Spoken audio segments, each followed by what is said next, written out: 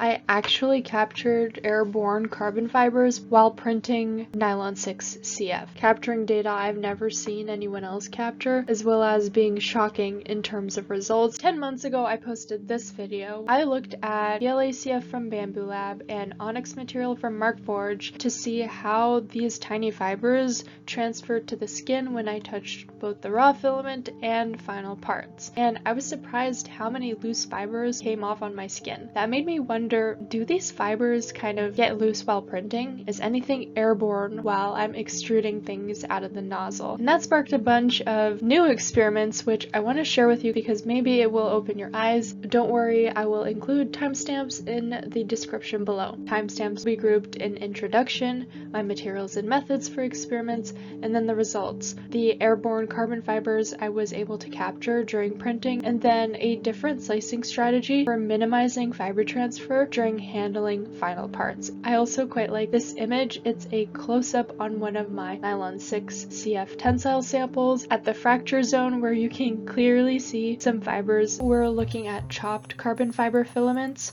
So these are filaments that contain short chopped fibers within a base polymer, particularly Nylon 6 here, and the fiber content is listed in the manufacturer data sheets, usually as a percentage by weight. We already know that the FFF process introduces variability that goes beyond the material type that we're printing with.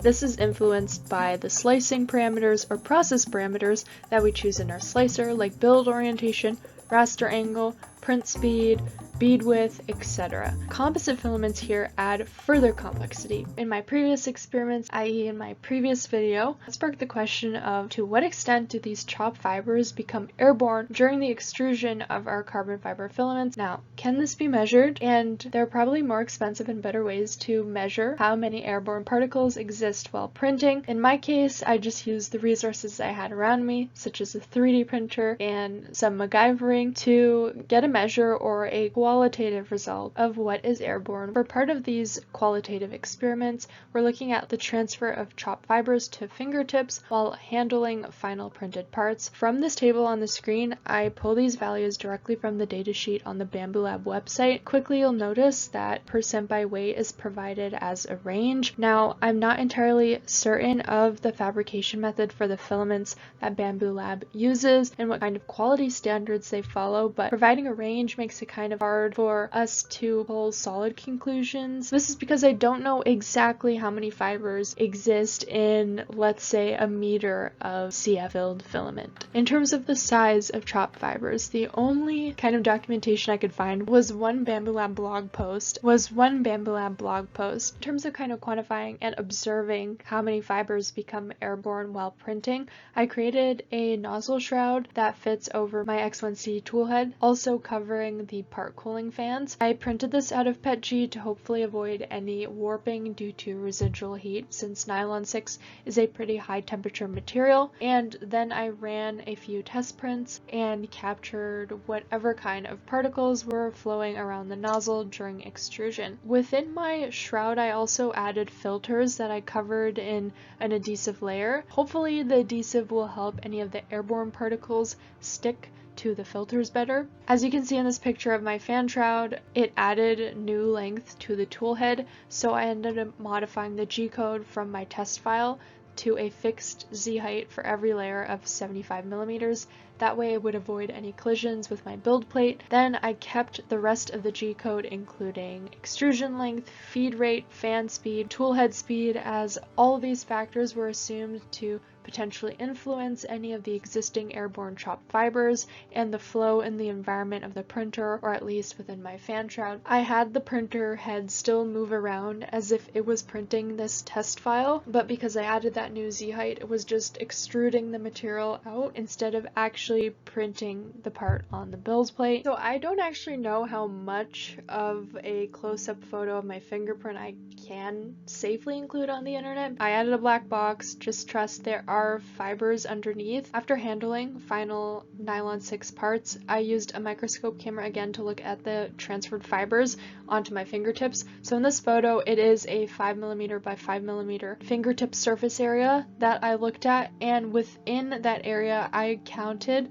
35 short fibers, which are shown in the blue dots on the right, and 3 long fibers, which I'm assuming all of it is carbon fiber. I feel like we are getting super up close and personal now that you have a picture of under my fingernail. After touching the part and looking at the fibers on my fingertips, I then washed my hands, and even though I saw less fibers on my fingertips under the microscope camera after washing, there were still some carbon fibers that were visibly left embedded in the tougher skin of my fingertip, and even some hidden under my fingernail. I've also done similar tests with PLA CF, is in my other video, and I noticed a lot more fibers were easily dislodged from that material, and I had found more under my fingernail. And so this kind of tells us that different base polymers or base filaments, such as PLA versus nylon, might be better at actually retaining the fibers within the filament. So here are more visual results from handling both the PLA CF and the Nylon 6 CF, both from Bamboo Lab. So if we look at the PLA section, in the purple on the left is a photo of a piece of filament, raw material that I just took and snapped, and then looked close up at that fracture zone. We can see many exposed fibers. The interesting part of this, and I had that in the table previously from the material safety data sheet, there is actually less chopped carbon fiber percent by weight in the PLA CF by Bamboo Lab in comparison to the Nylon 6. On the bottom left for the Nylon 6, I have a similar photo where I've just taken raw Nylon 6 CF, snapped it, and looked close up at that fracture zone. Now the nylon was definitely harder to break. It wasn't a clean, brittle snap like the PLA, so there's probably that difference when it comes to comparing the amount of exposed fibers. Maybe they're also a different length potentially, but I'm more so leaning that the nylon is just a better base polymer for retaining the fibers in comparison to the PLA. Now back in the PLA photos, in the middle I have the chopped fibers that I found under my fingernail, and on the right a close-up of some of the fibers on my fingertip. This was before hand washing. Now on the nylon on the bottom, the center photo is a close-up of exposed fibers at the fracture zone of a broken tensile sample, and on the right a fingertip close-up of some transferred fibers. Hi, I'm still here, just a little bit smaller and up in the corner, but let's talk about the airborne carbon fibers that I captured during printing. If you look inside of the shroud I made, it has 4 sides that loft into a circular area that sits below the nozzle. I had 4 pieces of filter. Each adhesive filter panel was weighed before and after printing, so initially I had done one of those test cross pieces, but when I looked at the filters under my microscope camera, there were very few fibers visible, so I then decided to print 9 more of the test sample crosses. I previously showed to have a total of 10 samples or 18.9 grams of extruded nylon 6 before I then took the filters off, looked under the microscope to capture the airborne chopped fibers, and weigh the filters again. In the table on the screen you can see my filter weight increase overall, so all 4 panels included, by 0.152 grams. Now I did assume that all of this is released or collected chopped fibers, which in the next slide we'll talk about the limitations of that, but I just would like to take a moment to look at some of the airborne chopped fibers that were captured by the filter, from super rough and large chunks of fibers like these 2, they look quite sharp, to individual chopped fibers, and then smaller particulate, which I am assuming to just be smaller lengths of chopped fiber, but they could be residuals from the filament. This is pretty scary. It's a good thing that a lot of us probably print our engineering materials with enclosures. Now this test was obviously a shroud directly on the extruder, so this is coming right out around of the nozzle where you have an open door and not a fully enclosed enclosure. How much of this goes in the air? How much of this is in our lungs? Previously we discussed that the manufacturer gives us a range of percent by weight in chopped fibers in the filament spool, so there's no accurate amount of chopped fibers per millimeter or meter of filament. So quantifying how much based on the change in weight of my filters of chopped fibers that were captured is a little bit difficult. We get a range, but again that range is not necessarily accurate. From the data sheet, Nylon 6 has a 12% to 20% by weight of chopped fibers in the filament. So if we assume 12% of the extruded filament for the 10 test samples was 2.27 grams, then the change in weight of filters suggests that I've captured 6.7% of extruded chopped fibers. If I assume that 20% of the extruded filament was chopped carbon fiber, that would give me 3.78 grams. So then with the change in weight of the filters, that suggests that 4% of the extruded chopped fibers were captured as airborne particles and the other 96% were retained within the actual filament. What are the limitations or measurement inaccuracies with my method? So quantifying the exact percentage of chopped fiber in the filament would help us have a better analysis of fiber release. So with that quick math, 4 to 6.7% of the extruded chopped fibers were captured as airborne particles. Is this measurement accurate? Probably not. Why? Because this measurement could be an underestimate in the sense that the nature of my shroud was unenclosed, potentially changing the airflow around the nozzle. Some of those airborne fibers may have escaped from my shroud, not caught onto the adhesive filters. There are also potential sources of measurement uncertainty in the sense that I could have incidental collection of dust or other particulate matter by these adhesive filters I'm using, both during my sampling period and then while removing the filters to weigh them and put them back on the shroud for other tests. What we can see on the filters that could potentially add weight are obviously our chopped carbon fibers, which are the darker, stiffer rods or fragments, but I could have nylon droplets or residue from the filament, maybe some additive pigment particles, or honestly some metal particles. If my nozzle is not hardened when I'm printing, there's potential for metallic wear debris, as carbon fiber filaments or fiber ones in general are known to be abrasive, but these particles would probably be very small and I don't know if I'd see them on my microscope camera. One thing we need to note as well is that the weight of the filter might also include invisible material such as ultrafine particles, condensed vapors, and other residues. Let's play a game of I Spy with my little microscopic eye. These are some photos from my microscope camera of the filters, so we can see it might be a little bit difficult. There are actual carbon fibers that became airborne while printing, and the filter did successfully capture these. This I feel as though was a piece of lint from something while I was adding adhesive to the filters. Some more pictures of fibers captured by the filters. Here we see these small particulates. Now I'm beginning to wonder if it is pieces of the actual nylon or if it is a smaller chopped fiber, but this I can confidently say is a fiber. This may be a piece of lint. These are what really scared me. These clumps look very sharp, abrasive. I think it is a few fibers clumped around a piece of nylon. Imagine that we breathe this when we print fiber-filled filaments. That's kind of scary. Now the concentration might be low, but this is a hidden danger of using fiber-filled filaments,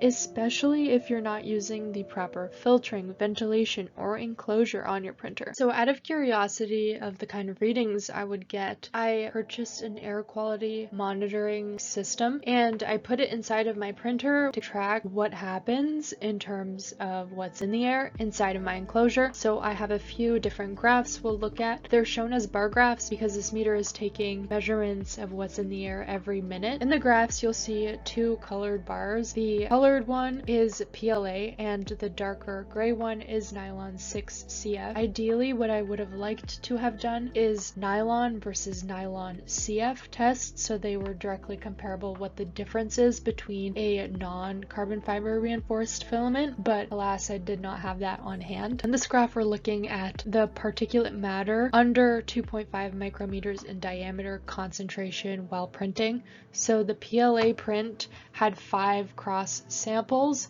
and this was a 24-minute print. The nylon CF filament had 5 crosses as well, exact same print, just different filament, and this print was 29 minutes. That's why we see the different length in readings. You can also, when looking at these graphs, think about the printing process from start to finish. So we know for a couple of minutes in the beginning of the test, the printer is homing the axes, bed leveling, heating up the nozzle and the bed. We also know that after maybe the first layer of the print, we have the X1C double checking the first layer, and then during our print time and near the end, I think the last minute interval of at 29 for the nylon and at 24 for the PLA, that would have a higher reading than maybe near the end of the print, in the sense that I did open the printer to be able to stop the meter from collecting data and then remove the print. Again, these measurements are from inside of my enclosure, and I would also like to take measurements outside of the enclosure in order to compare.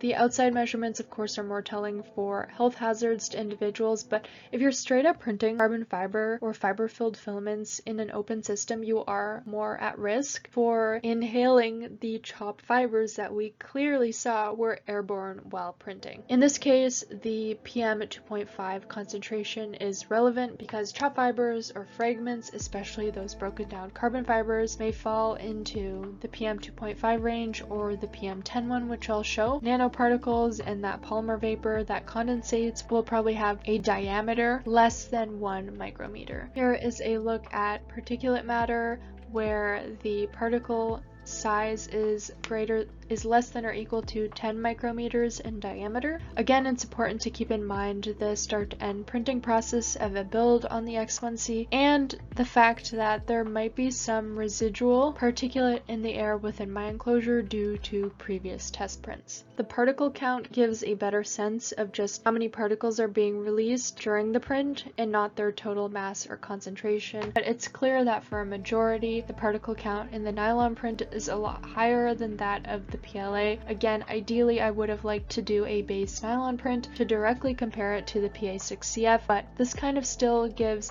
a valid metric between non-CF and CF. This graph measures total gaseous organic compounds in the air, or TVOCs. Why is this relevant? Well, nylon 6 and its additives tend to release VOCs, so the caprolactam aldehydes, when that filament is heated, and so TVOC spikes kind of support the evidence of chemical emissions beyond visible fibers that are filter captured, so not all emissions are necessarily visible or particulate matter. Now that we looked at the scary kind of hidden effects of handling and printing nylon 6 CF, let's kind of talk about some base recommendations for printing safely. We know FFF systems are an accessible industrial process that's now more than ever able to be brought into our homes, office spaces, lab spaces, etc. So ideally you want to try printing in a room where a person is not occupying it for long periods of time. So printing in your bedroom or your kitchen or your living room, especially with an unenclosed printer, is probably not the most ideal. And due to the high temperature associated with printing carbon fiber materials, enclosing the system, as I mentioned, is pretty much required, and this allows for proper filtering and ventilation. So for example, the Prusa Mark III I have unenclosed, not the most ideal, both for good prints and then health reasons to print carbon fiber filaments. I know the Bamboo Lab has one filter in it. It's like a activated charcoal carbon filter that does have a lifespan of like 60 print hours or something. You can double check on the documentation for that, but you should be replacing it. And the Markforged, I do use this at school, can't find a filter on it. Also don't see a filter consumable on their site, which is interesting because, I mean, Onyx that prints on this X7 is a carbon fiber filled material. Again, emphasis on knowing printer filter locations, their replacement cycles, and of course reference your filament safety data sheets. That keeps you in the know of what precautions and potential safety hazards exist from printing with those filaments. After we looked at the skin transfer of chopped fibers from nylon 6, what we see right after handling, and then that some fibers are still embedded in our skin under our fingernails after hand washing, it's a good idea to consider using gloves while you touch that CF filament to minimize the skin contact and potential fiber transfer. If it starts on your hands, it'll end up in your eyes, in your mouth, who knows where else. And of course, with your final parts, there are certain methods you can use to retain surface fibers from transferring. In your pre-processing, you can use alternative slicing strategies, and in your post-processing, well, you can seal finish fiber-filled parts with maybe a clear spray paint or something similar. Let's talk about an alternative slicing strategy if you plan to use fiber-filled filaments. Now, I will admit that I did not have pure nylon filament on hand to be able to conduct this with nylon and nylon CF, so I used what I had on hand, which was PLA and its CF counterpart. The idea is that whatever part you're printing, you print the core or as much of that core in your carbon fiber filament, and then you make the outside walls and any top and bottom layers using the same base polymer but not carbon fiber filled. Looking at how this alternative slicing strategy impacted tensile behavior,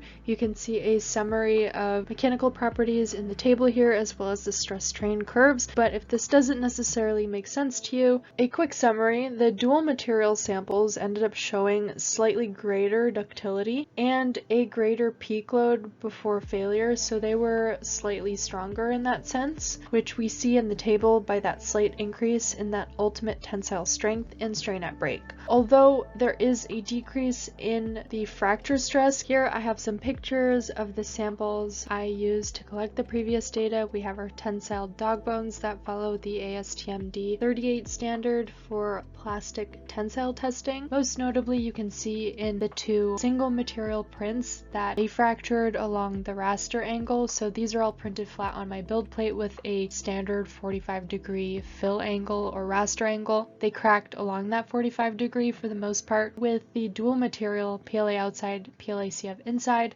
the fracture zones are a little bit different. The initial experiments shown in this video successfully observed transfer of chop fibers does happen when you handle your final printed parts, and chop fibers are also airborne during 3D printing of nylon 6 CF. These findings suggest that there are hidden health risks, and future work in this case should focus on more rigorous or accurate testing so that we can quantify how much potentially we are breathing of these airborne fibers. Are there any of these fibers airborne outside of our printer enclosure? How well do our printers filter them out? Do they rest on surfaces within the printer that then end up on our hands or elsewhere? If we are considering modeling the airflow of the hot end in our 3D printer, and by no means am I an expert, it can be done, it has been done, and here are some things that we need to consider. Overall, I would say that this video addresses a gap in exploration of understanding the hidden health and printing consequences, especially with the airborne fibers when you print with fiber reinforced materials. I actually captured airborne carbon fibers while printing nylon 6 CF, capturing data I've never seen anyone else capture, as well as being shocking in terms of results. Yeah, maybe this will be insightful for safety precautions you should take when working with fiber filled filaments. If you have any suggestions for better capturing methods or what you would have done differently, please let me know. I would love to keep this an open discussion. Thanks for watching.